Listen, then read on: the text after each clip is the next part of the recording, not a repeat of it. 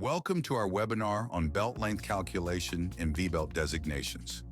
In the next few minutes, you will learn how V-belts are correctly designated, which length references are used, and how to determine the proper belt length for your customer's applications. We'll begin with the different length references used for V-belts: inside length, pitch length, and outside length, and explain why each of them plays an essential role when selecting the right belt.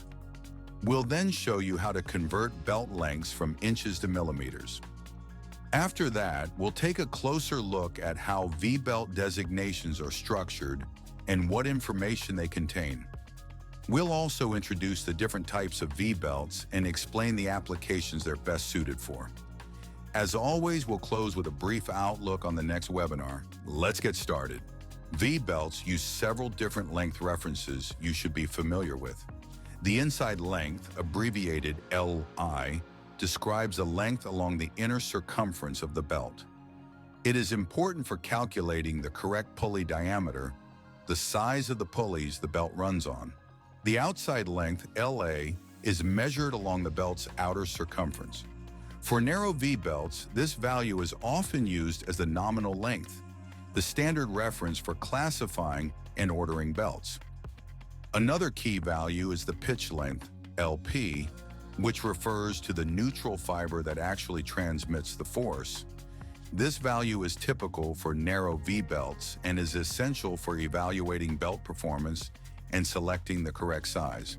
Additionally, there is the effective length or cut length, abbreviated LD or LW. This describes how long the belt would be if cut open. To ensure a replacement belt fits correctly, using the proper length reference is critical.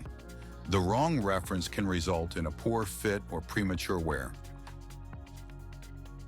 In the United States, belt lengths are typically given in inches. For European orders or calculations, you can easily convert them by multiplying the inch value by 25.4. For example, a belt with a length of 10 inches corresponds to 10 times 25.4. That is 254 millimeters. This simple conversion factor helps avoid errors when selecting belt lengths and ensures reliable operation in the drive system. The designation system for V-belts follows a logical structure. It always begins with the belt type, essentially the profile. This part of the designation usually consists of a letter or letter combination that identifies the belt profile.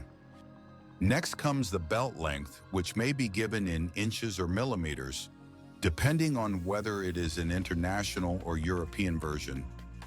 For banded belts, commonly referred to as multi-belts, the number of individual belt ribs is added at the beginning.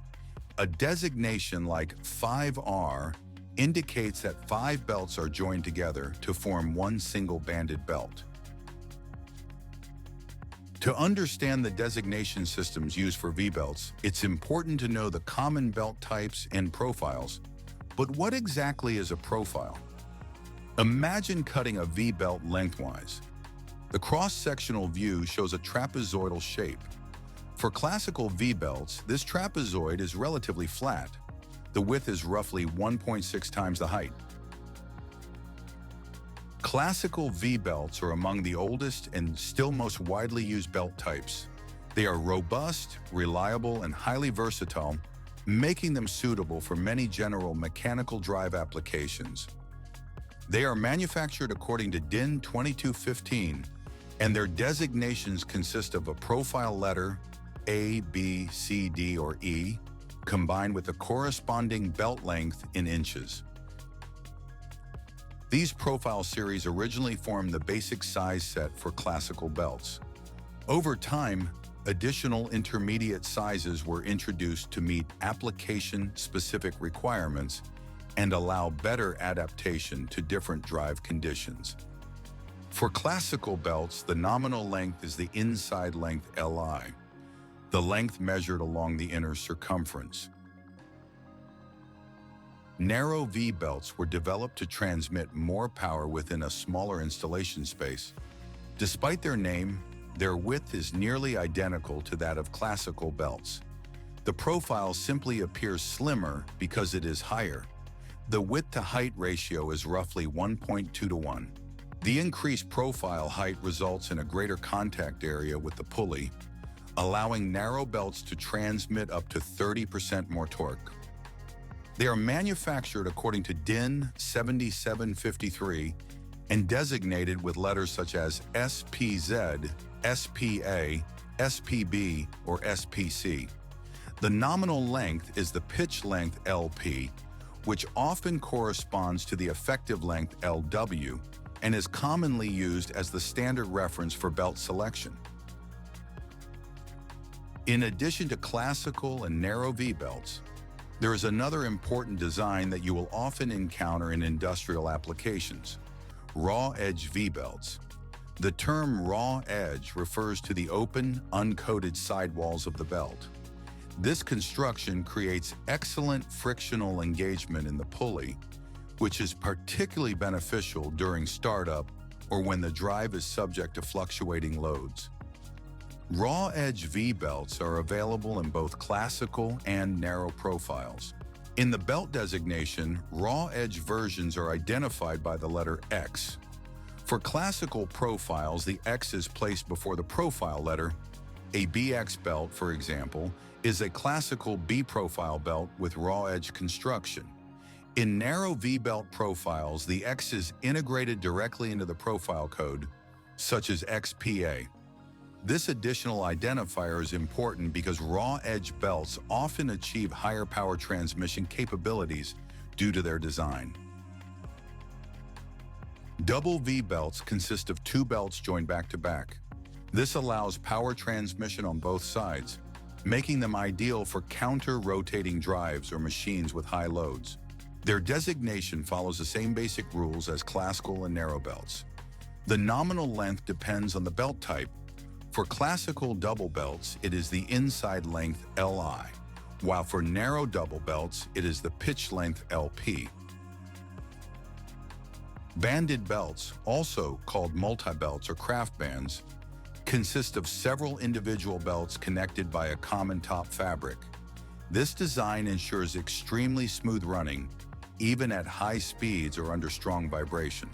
They are typically used when machines run horizontally or are particularly vibration sensitive. Each individual belt transmits the same power as a single belt. The total output increases accordingly. The designation usually includes the number of belts, such as 4RSPA2120, where 4R stands for 4 join belts. Wide V-belts feature a special notch design that automatically adapts to the pulley geometry. This allows them to operate across a wide range of speeds and transmission ratios.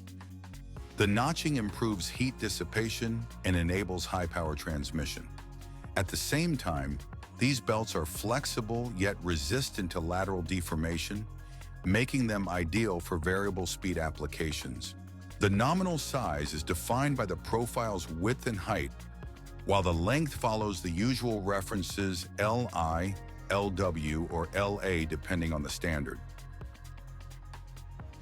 In the next webinar, we'll focus on drive system accessories, specifically V-belt pulleys and taper bushings. You'll learn how these components work, what advantages they offer, and how to use them effectively in drive systems to improve efficiency and service life. We look forward to seeing you again. Thank you for your attention.